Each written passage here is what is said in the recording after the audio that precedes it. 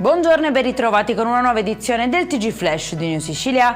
In apertura allarme di Save the Children, in Sicilia oltre 24.000 minori vivono nei quartieri più fragili di Palermo, Catania e Messina tra povertà, dispersione scolastica, disagio sociale e assenza di opportunità. In alcune aree più di un giovane su due non studia e non lavora. Maxi operazione antidroga a Licata, 6 arresti dopo un'indagine che ha svelato un traffico di cocaina e hashish gestito perfino dal carcere di Rebibbia, sequestrati 2 kg di droga e una pistola clandestina. Task force in azione nel centro storico di Catania, controlli in 3 locali tra lavoro nero, alimenti sequestrati, frodi e gravi carenze igienico-sanitarie. Scattano multe per oltre 51.000 euro, sospese 2 attività commerciali.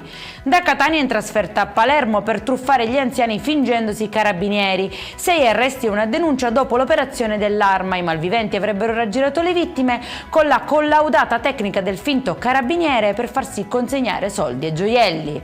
E in chiusura brioche congelato a 5 euro, esplode la polemica social. FIPE e Confcommercio difende i bar siciliani. Dietro quel prezzo ci sono lavoro artigianale, stipendi, qualità e legalità. Per anni siamo stati abituati a prezzi irreali.